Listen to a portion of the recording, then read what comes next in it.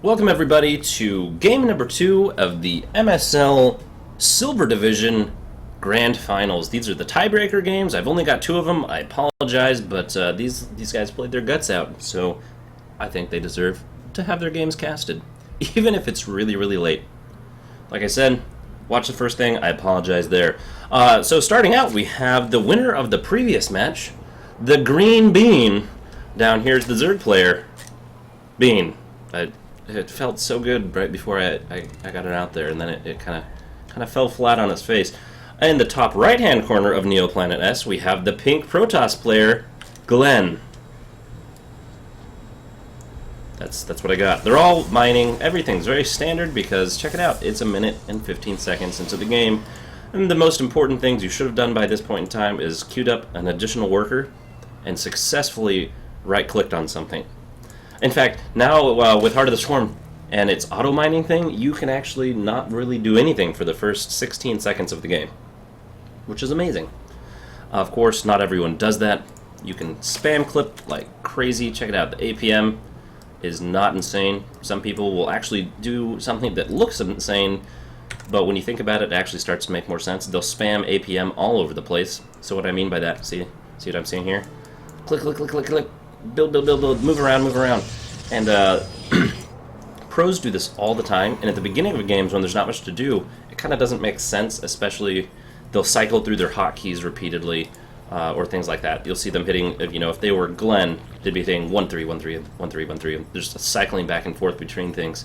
And what I've discovered in my personal games, ooh, on patrol, nice job, is that extra big part at the beginning, it helps get away any nerves if you have any. So you're really worried about the game. Sorry, I apologize. I have a zergling in my throat or something like that. He's going to be starting up that zealot. We'll see if he actually lets this one finish, or if he's going to cancel it once he sees the expansion. But this is hidden expansion, so maybe he won't see it, as I don't believe that's been scouted yet. No, it hasn't, so he thinks it's probably a one-base thing. He's got to get some defenses up, but I don't know if that's coming at all. So anyway, if you're feeling nervous, don't feel afraid to vent that frustration through your fingers while you click and spam kind of your keys a little bit, just to loosen up and make you feel a little bit more prepared for the game. The other thing I've noticed is that it helps you with your overall control. So think about this. If your fingers are used to moving at, let's just say, 100 APM. Even when there's not 100 APM worth of things to do, it's still doing them. So you say, you, go over here, and you click 93 times, because that's the only thing to do. If your fingers are used to moving that quick, where you select and move, or select and move, what you can do is you can actually, in the battle moments, your hands are already used to moving at that speed. So then you don't have a problem doing separate commands. So right now you're just doing 80 commands to the same thing. Or you can do 40 commands to 2 things, or you can do 80 commands to 1 thing each, because you have that speed that you're already used to moving at that kind of play speed. Not saying that that's the right way to do things, that's just something I've noticed, is that I do know I'm definitely a spam clicker. I definitely do that. But in those intense micro moments, I've noticed that my hands are moving at the exact same speed as they are normally. It's just now I'm taking one thing and moving it over here, and taking another thing and pulling it back, and then going back here, and then clicking on my buildings and macroing, and then moving this. And it's that rhythm that really helps me kind of work well with that. So going back into the game, we have a second gas geyser down for Glenn. He's set it pretty well. Really like this wall. I think this might have been something I talked about before. Notice the wall is exactly 1 zealot wide. That's excellent news, as 1 zealot can hold off almost infinity number of zerglings, especially because they can't get a good wraparound.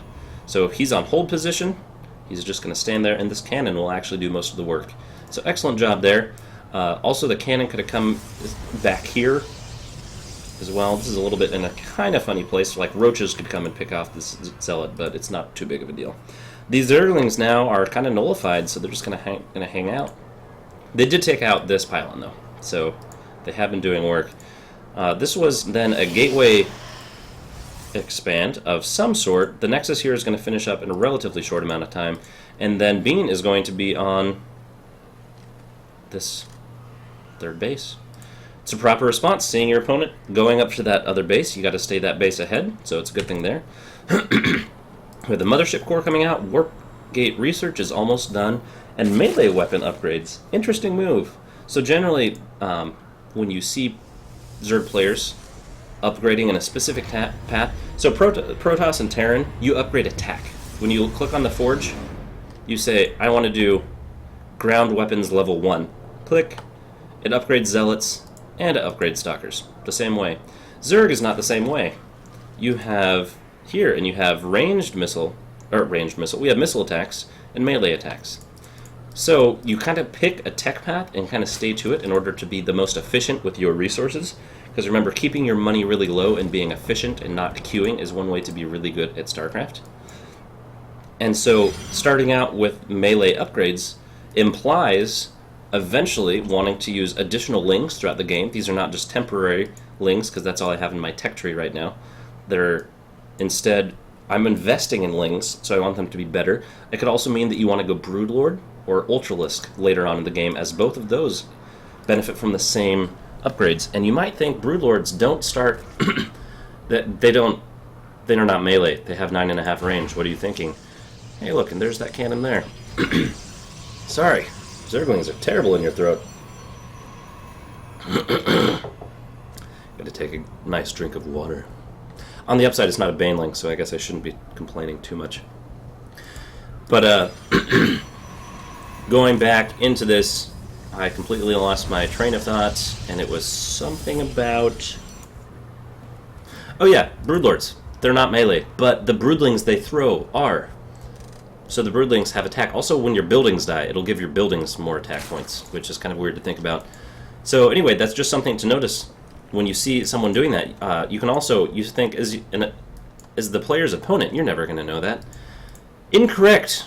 With this observer going over, you can click on the units and look at their upgrades. So you can see what units are upgraded to what just by clicking on them. And that's one of those other things that the pros do with their 400 APM. So just something to be aware of. If you see that, and you see they're starting to upgrade the 1-1 instead of 1-0, then you know, ooh, maybe they're doing that, so maybe you can start to prepare for an Ultralisk transition later on in the game. We see +2 going down, +2/+2, whereas we have +1 weapons almost done. I'm surprised only to have 1 Forge, actually. I'm a little bit worried about that, actually. And there's no sort of Colossi. These Zerglings can actually do a lot of damage here. The force fields are a little bit botched. But he does decide to pull back in, and he doesn't actually lose anything. So a couple Zerglings bit the dust, made some really gross blood splatter on the snow. But other than that, not too much happened there. A whole bunch of lings are coming out, though, from Bean. So it looks like he's wanting to start putting on some aggression. The question is, what is he going to be doing after that? We do have another macro hatchery coming out. This is, once again, see, there's the Ultralisks. What did I say? Bam! Got it! It's like a boss. Okay, perhaps not. We also have the Spire done. We just see tons and tons of lings streaming across the map. 52 lings. That's a lot. For 3 bases, though, very, very under-droned. It's an interesting thing here. Spending lots of that larva. Also, good job keeping the energy low on these queens. Look at that. Look how low the energy is. That means you're staying on top of those larva injects, which means you may actually be using the backspace trick, or he's just really good at remembering. Because that's the other option. There's a couple other ones. You can actually inject larvae by minimap as well, in case you're wondering. Because that's useful for some people. I don't have that ability. Maybe my screen's too small. I'm not entirely sure. My pixel density is too high. Something. Good placement on the observer. I'm surprised that has not been seen. Although stationary observers are much harder to see. You can see that if you zoom in.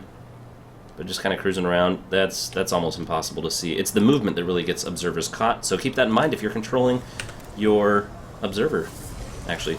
Some more warp gates, and another, is that 3 forges?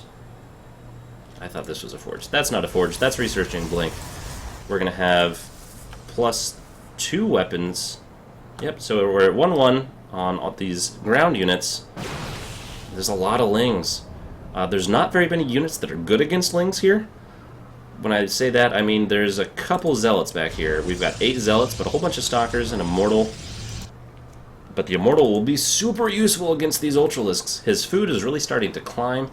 He's got a lot of stuff in production. We have 3-3 on its way.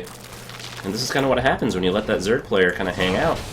I think a really good move here would be before that finishes up to try to do something to make something happen. And you always have the ability to recall out, because remember, there's no anti-air here at all. You know, Queens, that's it. You'll only have to keep your units from dying for single Queen. So not necessarily saying Sky Toss is the answer, but the Mothership Core can do lots. Also, the Mothership Core has tons of energy, and once it builds up to that energy, you don't get any additional stuff. So doing really annoying things like flying over it and putting time warps down can spend that energy, because if you don't use it, it goes to waste. So you'll see Protoss players frequently doing things just like little pokes out, so then they can recall back just because they can do damage, and then they get it free back.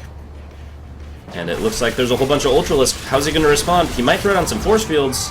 Those wouldn't help anyway, because they get stopped immediately by Ultralisks. Blinking away, the Immortal needs to be focus firing on those Ultralisks, and it looks like that will not happen. The Stalkers get absolutely smashed to pieces. And good job. I like the wall here. That's a really good move, actually. Looks like he's going to throw down the GG. Not entirely sure what... Oh, there's the Mothership Core.